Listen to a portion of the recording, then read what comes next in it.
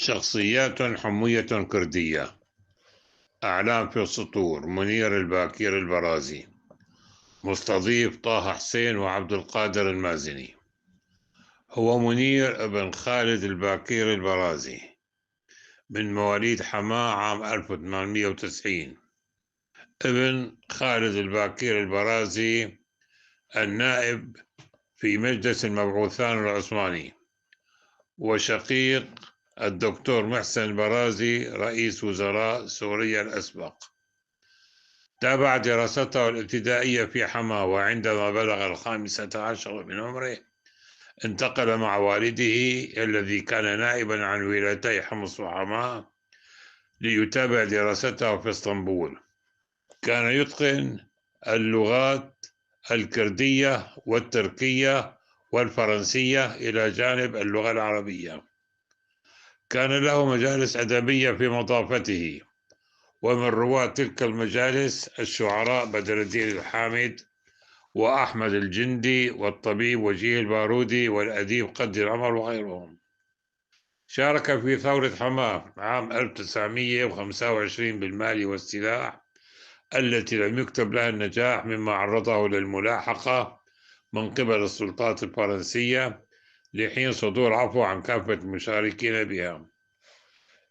انتخب رئيسا لبلدية حماة لعدة دورات انتخابية، وفي عام 1944 أقيمت الألفية الأولى لأبي العلاء المعري في مدينة معرة النعمان بمشاركة 80 وفدا من كافة أنحاء العالم، يضمون أدباء وشعراء وسياسيين. فما كان من منير البرازي إلا أن قام بدعوة الوفود المشاركة إلى وليمة غداء أقامها في فندق أبي الفداء.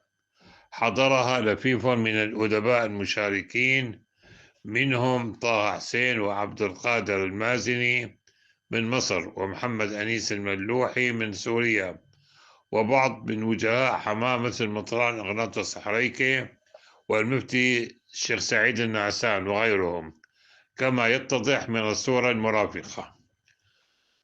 وعلى الصورة موجودة الأسماء الأشخاص، كل يعني مرقمين، بعض الأشخاص مكتوب عليهم وأسمائهم.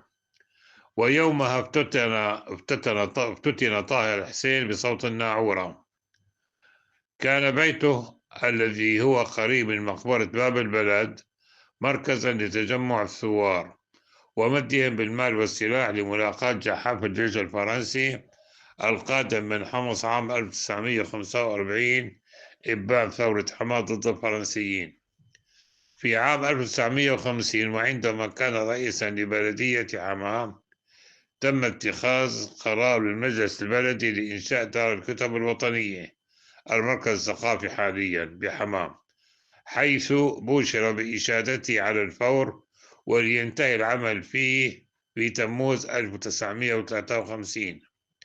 وبعد ذلك تم نقل محتويات مكتبة النادي الأدبي إليه، إضافة إلى الكتب التي تم التبرع بها، حيث قام أديب الشيشاكي الذي كان رئيسا للجمهورية في حينها بتدشين الدار في شهر آب 1953، وبحفل حضره كبار المسؤولين في الدولة واللفيف من الأدباء والوجهاء في سوريا ولبنان. ومنير البرازي موجود بالصورة، الصورة مرفقة، ومنير البرازي موجود بالصورة الشخص الثاني على يمين الأديب الشيشاكلي. الشخص الأول على يمينه هو المحافظ رفيق فكرت، اللي بعده هو عمي أبو وليد الشخص الثاني. توفي عام 1954 إثر نوبة قلبية مفاجئة، حيث شيع إلى مثواه الأخير في حماة بموكب رسمي وشعبي مهيب. المحامي معتز البرازي.